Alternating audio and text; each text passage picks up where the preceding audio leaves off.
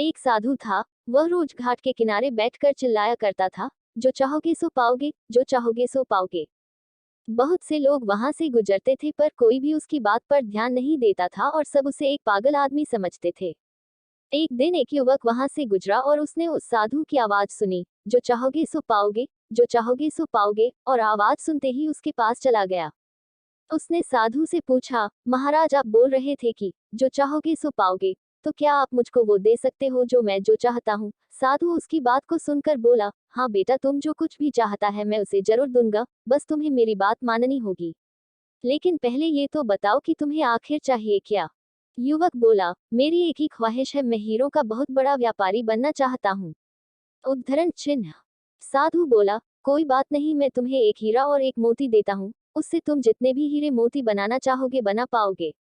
और ऐसा कहते हुए साधु ने अपना हाथ आदमी की हथेली पर रखते हुए कहा, पुत्र, मैं तुम्हें दुनिया का सबसे अनमोल हीरा दे रहा हूँ।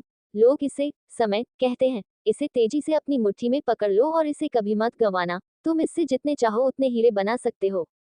युवक अभी कुछ सोच ही रहा था कि साधु उसका दूसरी हथेली पकड़ते हुए बोला, पुत्र, इसे पकड़ो, ये दुनिया का सबसे कीमती मोती है। लोग इसे धैर्य कहते हैं। जब कभी समय देने के बावजूद परिणाम ना मिले तो इस कीमती मोती को धारण कर लेना। याद रखन, जिसके पास यह मोती है वह दुनिया में कुछ भी प्राप्त कर सकता है। उद्धरण चिन्ह। युवक गंभीरता से साधु की बातों पर विचार करता है और निश्चय करता है कि आज से वह कभी अपना समय बर्बाद नहीं करेगा और हमेशा धैर्य से काम लेगा। और ऐसा सोचकर वह हीरो के एक बहुत बड़े व्यापारी के यहाँ काम शुरू करता है और अपने मेहनत और ईमानदारी के बल पर एक दिन खुद भी हीरो का बहुत बड़ा व्यापारी बनता है। फ्रेंड्स, समय और धैर्य वह दो हीरे मोती हैं जिनके बल पर हम बड़े से बड़ा लक्ष्य प्राप्त कर सकते हैं। अतः जरूरी है कि हम अपने कीमती समय को बर्बाद ना करें और अपनी मंजिल तक पहुंचने के लिए धैर्य से काम लें। कहानी पसंद आई हो तो चैनल को सब्सक्राइब, लाइक कर दें और कमेंट करके बताएं कहानी कैसी लगी।